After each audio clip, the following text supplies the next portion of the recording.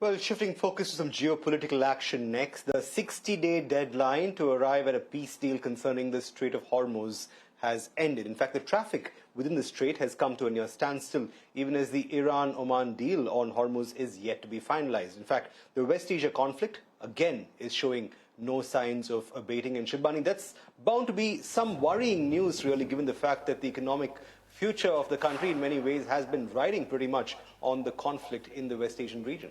Absolutely, Jude. And now US President Donald Trump has put out a post claiming Strait of Hormuz as American territory and has now declared that there is no question of talks with Iran. So what's next in the West Asia crisis? Before we join and get you details and join the discussion, my colleague joins us with more updates on this. That's right. The 60-day US-Iran deadline has expired and there is no final peace deal because formal talks, they remained stalled. And of course, it is the Strait of Hormuz and the control over the Strait of Hormuz that remains an immediate flashpoint. Iran and Oman are working on a mechanism to allow the safe commercial of ships and vessels. But there is no final arrangement yet. Meanwhile, President Donald Trump has threatened to bomb Iran if it gets in the way. In fact, reports are also suggesting that Tehran would conduct a timely and precise military attack to break the U.S. naval blockade if diplomatic channels are failing to garner any result to end this conflict. And in fact, those reports also mention attributing sources that Iran will be ready to make decisions and take action on difficult decisions. Meanwhile, Iran's Foreign Minister Saeed Abbas Araghchi has accused Israel of actively sabotaging diplomatic efforts, and he said that Israel is the primary obstacle to a Right, with the Strait of Hormuz back in geopolitical reckoning, even as that peace deal has not quite come to be as yet, what will be the fallout of this latest escalation in tensions between the United States and Iran? To join us and discuss more on this, I'm also joined by M.K. Surana, former Chairman and Managing Director of HPCL, even as Sanjay Mariwala, Executive Chairman and Managing Director of OmniActive Health Technologies, also joins us on the bulletin. Mr. Surana, if I could start with you. Ever since February, energy security has been a big part of the discussion that we've been having, especially in the context of the conflict in West Asia. But just when we saw signs of the worst perhaps being behind us, the uncertainty around that peace deal, around that all-important Strait of Hormuz corridor has clearly resurrected all over again. How worried should we be at this time and place, Mr. Surana? Good evening to you and to fellow panelists as well. So the oil world is slightly in an uncharted territory right now. As you rightly said, that every time we thought that there is some possibility of truce, or there were some truce, which was however fragile it was, but it was existing. But as of yesterday, I think that whatever the fragile truce was there, that is also gone out of the wind right now. So irrespective of whether the back channel talks may be on or not, but as of today, the world is on a tender hook as far as the Hormuz is concerned, aided by the increasing tension on the Red Sea as well because of the Yemen-based Houthi and Iran supporting Houthi elements there. Now, what it means is that in a world where already a substantial part of the strategic reserves have also been used up, in last 5 months, I understand around 2 billion barrels of oil production which could have come in the market. Even though we grant for some reduction in the demand, a part of it is definitely used up out of strategic reserves and the floating inventories. But still, because the market has not immediately reacted to it and the oil price has not gone above $100, it means that it may mean two things. Either the world still believes, at least the oil market still believes that irrespective of anything, the kinetic actions may not start immediately, and there will be a possibility of further discussion irrespective of the bites which come from both the sides. Or the second thing is speculators are exhausted because of on and off thing in last 5 months and more than normal risk element in the total trades. Either way, now the oil is inching up slowly and has already reached $91. And I think it will continue its upward trajectory as far as there is no clarity on what it should be. As far as a country like India is concerned, so far we have managed well. The supplies may still be possible, But the prices is one thing which we need to watch out. And the second thing is product cracks we should be especially be worried about because the diesel cracks are in a territory never seen before. Right now, let's go over to Sanjay Mariwala. If you look at this time round, like I know that the conflict has been ongoing and there has been a ceasefire and the ceasefire has been breached and there have been strikes from both the parties over here. But this time, U.S. President Donald Trump has, sort of escalated the rhetoric by calling Strait of Hormuz, in fact, a new U.S. territory. I know that it's a psychological warfare, so to speak, but does this also signal towards, that the fact that the U.S. will be permanently stationed in that particular region from here on? Is that what it signals? It's good to be here to talk about this, but I don't know if this is really something you should consider as a threat, because I think Mr. Trump has many points he makes on issues, some of which are something we have to learn to accept, and some of those are things that will happen as a part of rhetoric. But I hope this is not something he will deliver on. Right. Mrs. Surana, quickly coming back to you for the long. Yeah, Jude. Sorry, Mr. Surana, I'm coming back to you. For the longest time now, President Trump has been saying, especially in the latest round of talks, there is absolutely no question on having talks with Iran. And that has been the most definitive statement that the US president has gone about making. In the context of this, are we looking at a complete breakdown of diplomatic channels insofar as the conflict is concerned? And if that is indeed the case, should the world be preparing for yet another stage of armed conflict, which could then definitely have impact on energy security and on supply chain? Is this going to be the inevitable fallout of such statements coming from the US president? In diplomatic discussions and the narration, there is yes not always means yes and no never means no.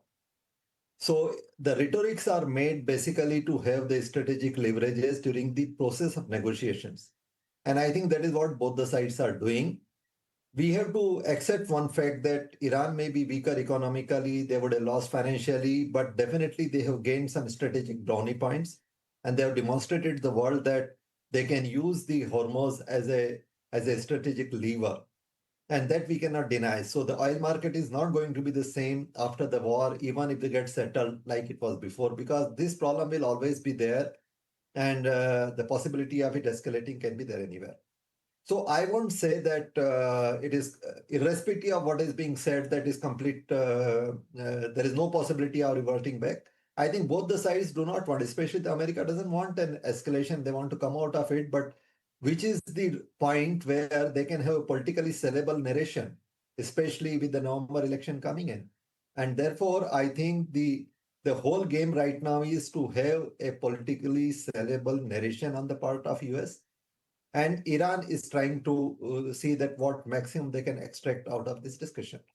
So I won't say the discussion are completely out of table, but I think we do not know that how it will start and where it will start and how it will end. This is an ongoing conflict. That's the status quo, and that is what is going to continue, Mr. Surana, over the next couple of months, is what you are trying to tell us. I suppose, I think probably Iran is trying to extend it till the November, and or till the time they can, or they can have a deal on their terms, because they have probably smelled it that they have got some strategic levers and they can probably exploit it to the maximum possible, and they have got nothing further to lose as such.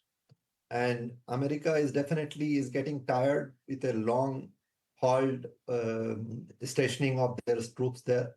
So I think it is a war of nerves right now for time being. Right.